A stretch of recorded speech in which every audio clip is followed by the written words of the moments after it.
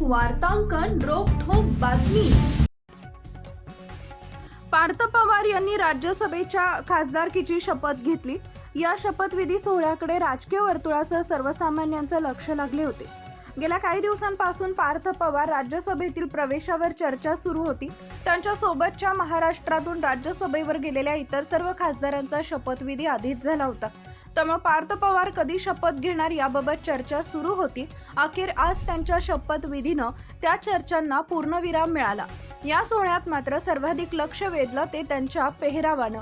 पार्थ पवार यांनी शपथविधीवेळी दिवंगत उपमुख्यमंत्री अजित पवार यांच्या शैलीतील गुलाबी जॅकेट परिधान केले होते।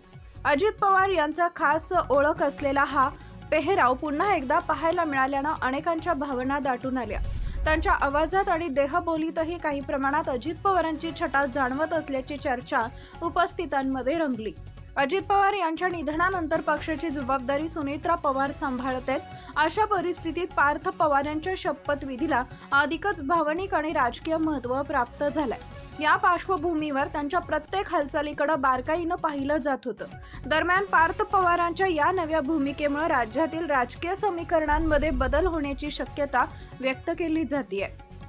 शपथविधी सोहळ्यातील त्यांचा साधा पण प्रभावी अंदाज आणि अजित पवारांच्या आठवणींना उजाळा देणारा पेहराव यामुळे हा क्षण अनेकांसाठी विशेष ठरला। पार्थ पवार यांनी गुरुवारी नवी दिल्ली इथं राज्यसभा खासदार म्हणून शपथ घेतली। भारताचे उपराष्ट्रपती आणि राज्यसभेचे सभापती CP राधाकृष्णन यांनी पार्थ यांना शपथ दिली। त्यावेळी महाराष्ट्राच्या उपमुख्यमंत्री सुनेत्रा पवार, राष्ट्रवादी काँग्रेसचे नेते प्रफुल्ल पटेल आणि सुनील तटकरे, काँग्रेसचे नेते जयराम रमेश आणि भाजपचे नेते JP नड्डा यांची उपस्थिती होती। महाराष्ट्रातील महत्त्वाच्या आणि ताज्या बातम्या पाहण्यासाठी आमच्या जय हो न्यूज चॅनलला सबस्क्राइब करा आणि बेल आयकॉन प्रेस करा।